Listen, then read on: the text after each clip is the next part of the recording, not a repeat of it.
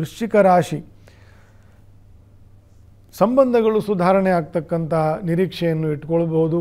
ಯಾಕಂದರೆ ಚತುರ್ಥದಲ್ಲಿ ಚತುರ್ಥಪತಿಯೇ ಇದ್ದು ಗುರುವು ವೃಶ್ಚಿಕ ರಾಶಿಯನ್ನು ನೋಡ್ತಕ್ಕದ್ದು.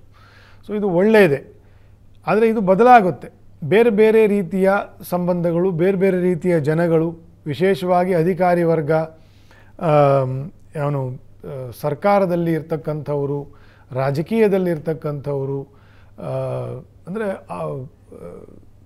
ಪವರ್ ಸೀಟ್ನಲ್ಲಿ ಇರ್ತಕ್ಕಂಥವರು, ವಿಪಕ್ಷದಲ್ಲಿ ಇರ್ತಕ್ಕಂಥವರು ಎಲ್ಲರಿಗೂ ಅಪ್ಲೈ ಆಗ್ತದೆ. ಯಾರು ಅಧಿಕಾರ ವರ್ಗದಲ್ಲಿ ಇರ್ತಕ್ಕಂಥವರಿಗೆ ವಿಶೇಷವಾಗಿರ್ತಕ್ಕಂಥ ಬದಲಾವಣೆಯ ವರ್ಷ ಈ 2025 ಆಗುತ್ತೆ.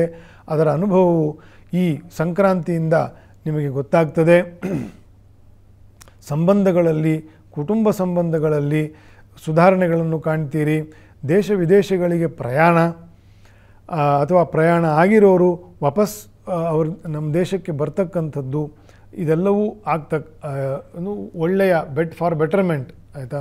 ಶುಭ ಕಾರ್ಯದಲ್ಲಿ ಪ್ರಗತಿ, ನಿಂತು ಹೋಗಿರ್ತಕ್ಕಂಥ ಕೆಲವು ಕೆಲಸಗಳು, ಅರ್ಧಂಬರ್ಧ ಮಾಡಿಬಿಟ್ಟಿರ್ತಕ್ಕಂಥ ಕೆಲಸಗಳು ಇದೆಲ್ಲ ಮುನ್ನೆಲೆಗೆ ಬರ್ತಕ್ಕಂಥ ಸಾಧ್ಯತೆಯೂ ಕೂಡ ಈ ವರ್ಷವೇ, ಈ ವರ್ಷದ ಆರಂಭದಲ್ಲೇ ಗೊತ್ತಾಗ್ತದೆ.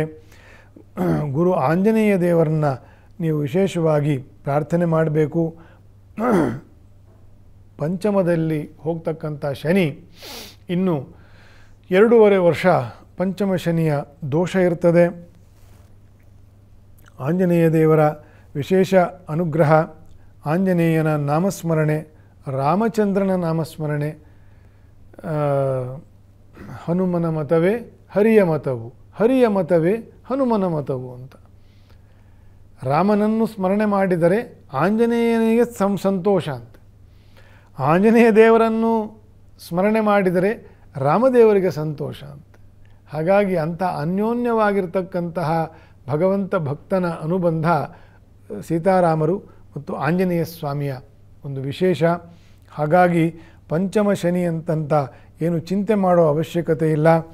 ಆಂಜನೇಯ ದೇವರಿದ್ದಾನೆ, ರಾಮದೇವರಿದ್ದಾರೆ. ವಿಶೇಷವಾಗಿ ಅವರ ಸ್ಮರಣೆಯನ್ನು ಮಾಡಿ ಶನಿವಾರದತ್ತು ಎಳ್ಳಿನ ದೀಪವನ್ನು ಮನೆಯಲ್ಲಿ ಬೆಳಗಬಹುದು, ಆಂಜನೇಯನ ದೇವಸ್ಥಾನದಲ್ಲಿ ಬೆಳಗಬಹುದು. ನಾಮಸ್ಮರಣೆ ಮಾಡ್ತಾ 1-2 ನಿಮಿಷ 5 ನಿಮಿಷ ನಾಮಸ್ಮರಣೆ ಮಾಡಬಹುದು, ಭಜನೆ ಮಾಡಬಹುದು. ಇದರಿಂದ ಸದಾ ರಕ್ಷಿತವಾಗಿರ್ತಕ್ಕಂಥದ್ದು. ಪಂಚಮ ಶನಿಯ ದೋಷ ನಿವಾರಣೆ ಆಗ್ತದೆ ವೃಶ್ಚಿಕ ರಾಶಿಯವರಿಗೆ.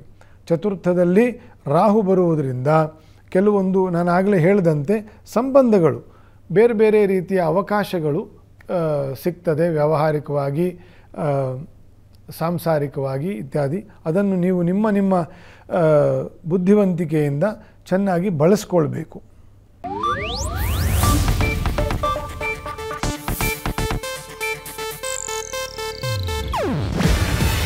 ಇದು ಏಷ್ಯಾನೆಟ್ ನ್ಯೂಸ್ ನೆಟ್ವರ್ಕ್ ಪ್ರಸ್ತುತಿ. ನೀವು ನೋಡ್ತಿದ್ದೀರಾ ಏಷ್ಯಾನೆಟ್ ಸುವರ್ಣ ನ್ಯೂಸ್.